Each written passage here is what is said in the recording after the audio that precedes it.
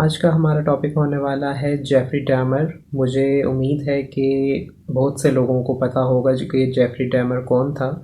अगर कुछ लोगों को नहीं पता कि जेफरी डैमर कौन था, मैं उनको बताना चाहूँगा कि जेफरी डैमर बेसिकली एक सीरियल किलर था और आज की वीडियो इसी के ऊपर होने वाली है। लेकिन वीडियो पे आगे जाने से पहले अगर आपने मेरे चैनल को सब्सक्राइब नहीं किया तो please go and subscribe to my YouTube channel. चलिए वीडियो की तरफ चलते हैं।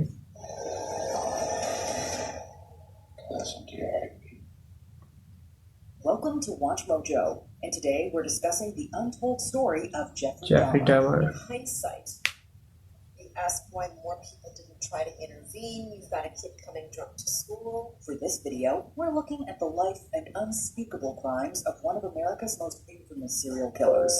What do you think of Evan Peters as Jeffrey Dahmer? Let us know in the comments below.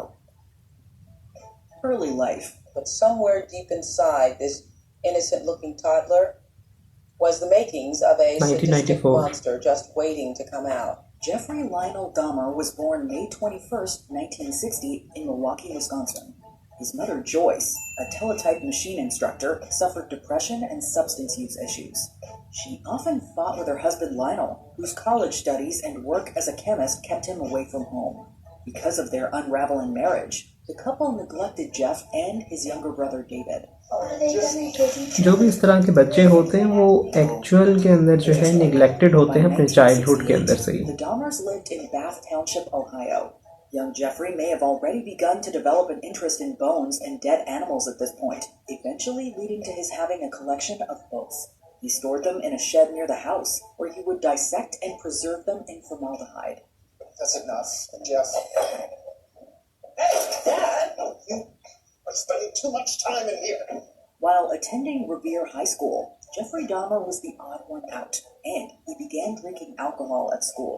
And I remember sitting next to him in a first period, I believe, She history is actually class. the Dahmer's And classmate. a styrofoam Classmate scotch थी out of Dahmer the की। scotch. I remember saying, Jeff, what is that? He threw his head back and he shook it and he said, it's my medicine. He briefly Weird. played tennis and was in the school band, but by 1977, his grades had worsened. Regardless, Dahmer still graduated in May 1978. By then, his parents were in the middle of a messy divorce. His dad stayed at a motel, while his mother took David to go live with relatives, leaving Jeff alone at the house. Jeffrey was 18, and like most teens his age, he had active sexual fantasies. But Jeffrey's deviated from the norm to include thoughts of killing his lover. Now the isolation of the empty family home. Dammar को जो है basically शौक था अपने ही प्यार करने वालों को जो है वो कत्ल कर देता था On June basically. 18th, 1978, just weeks after graduating, Jeffrey Dahmer picked up hitchhiker Stephen Mark Hicks. He enticed the man with beer, and the two went back to his empty home. He brought the guy home. They had access to alcohol. They were drinking. They got a little intoxicated. But when the guy wanted to leave, Jeff did not want him to leave. He wanted him to stay because he was lonely and also he was intoxicated. When Hicks tried to leave a few hours later, Dahmer struck him with a dumbbell, knocking him unconscious and strangling him. Hicks's remains were buried in the backyard, later destroyed by Dahmer. It's a really, really brutal crime. And he disposes of the body parts in the woods behind his house. And that's a really symbolic place for Jeffrey Dahmer. In August, he enrolled at Ohio State University with the intention of majoring in business. However, Dahmer's issues with alcohol led to failing grades, and he dropped out after just 3 months. In January 1979, Lionel encouraged his son to enlist in the United States Army. He studied to be a medical specialist at Fort Sam Houston in San Antonio, Texas. Dammar ने And basically in जो है July, 3-4 he served professions as a choose combat किए थे। medic in West Germany. But again, his substance use disorder affected his performance, and he was honorably discharged in March 1981. His attempt to lead a normal life was not going according to plan. Dahmer returned to live with his dad and stepmom in Ohio. But after being arrested for drunk and disorderly conduct, it was decided he would go live with his paternal grandmother in West Allis, Wisconsin, in an effort to get his life back on track. In the struggle to control his fantasies, his behavior became more abnormal. He took a mannequin from a department store, thinking that if he had that mannequin with him and sleeping in bed with the mannequin, etc., that maybe he could control the impulses that way. West Allis. In January 1985, Dahmer started working late shifts at the Ambrosia Chocolate Factory as a mixer. At this time, he also began frequenting the city's gay bars and bathhouses. But after slipping sleeping pills into his partner's drinks and getting physical with them while they were unconscious, he was banned from the bathhouses. The sleeping pills give him the control and power over his sexual partners. On November 20th, 1987, Dahmer took Stephen Walter Twomey to the Ambassador Hotel in Milwaukee. While he allegedly only planned to drug him before performing non-consensual acts, Dahmer woke up to find Twomey deceased and badly beaten. He claimed to have no memory of the crime. That's when the obsession went into full swing. He decided after that second death that he would no longer attempt to control his desires, that he would give full rein to them, yield entirely to them. In January 1988, Dahmer lured James Edward Dockstader to his grandmother's house, offering him $50 to pose for explicit photos. He drugged and strangled him, and 2 months later, he did something similar to Richard Guerrero. He stated in no way did he ever want to hurt anyone.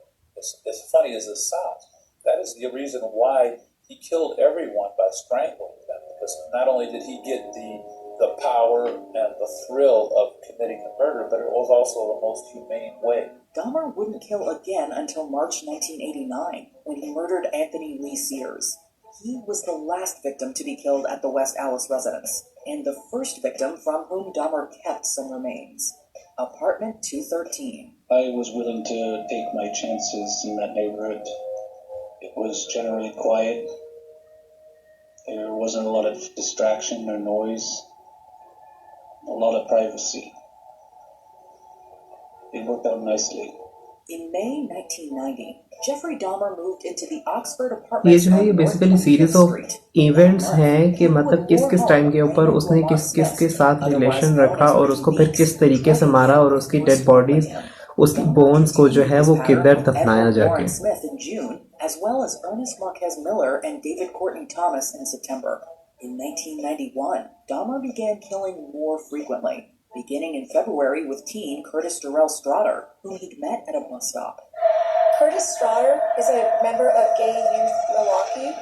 He was rejected by his family for being gay, so he has to struggle to make ends meet. He's not getting any financial support from them. So when Dahmer offers him $50 to model, he immediately jumps on it. On April 7th, Errol Lindsay became the first victim to undergo Dahmer's drilling technique. In his twisted mind, Dahmer believed he could put Lindsay and subsequent victims in a zombie-like state to keep them alive but incapacitated. He wanted these people to stay with him. He didn't want them to leave, and he didn't really want them to die. In May, Jeffrey Dahmer returned from the store to find his latest victim, Conorak Simpasamphone, had somehow escaped and was wandering around the street with some women. He was holding on to me with a really, really strong grip, and he was trembling, he was shaking. So I just stayed with him, and I was like, I'm going to get you some help. Dahmer convinced the cops that had arrived that he was his boyfriend who'd gotten drunk and wandered out of their home. Unbelievably, police escorted Dahmer and Conorak back to ये the basically जो है वो last बच्चा था जो भागने में जो है कामयाब हो गया था. Killed just 3 days prior, and running Dahmer's name would have shown that he was a registered sex offender on probation for assaulting Conorak's older brother in 1988. Dahmer was unaware the boys were related. Dahmer had been slippery enough to keep his killings a secret. As soon as the cops left, he murdered the boy. By late June, Dahmer started killing almost once a week. He met 2 men in Chicago, Matt Cleveland Turner on June 30th and Jeremiah Benjamin Weinberger on July 5th, persuading both to come with him to Milwaukee. 10 days later, bodybuilder Oliver Joseph Lacey met the same fate, as did his last victim, Joseph Arthur Bredehoff, 4 days after that. Why were the police not connecting the murders? Dahmer's seeming normality helped him hide his reign of terror. People like Dahmer can get away with this easier because law enforcement does not recognize him for what he is. They're looking for somebody who's dragging their knuckles on the pavement and baying at the moon with hair in their face. Capture and confession. On July actually जो 22nd, है Jeffrey dammar बहुत ज़्यादा 1991, attractive police charming met वगैरह with था, Dahmer's personality department वगैरह, after इसीलिए he police इतना handcuffed on easily one जो है वो wrist and पकड़ नहीं threatened सकती with a थी. knife. Edwards caught the attention of police, who went up to apartment 213 to retrieve the key to the handcuffs. Had the officer been able to unleash that handcuff, that may have been the end of it. So they went back to Dahmer's residence.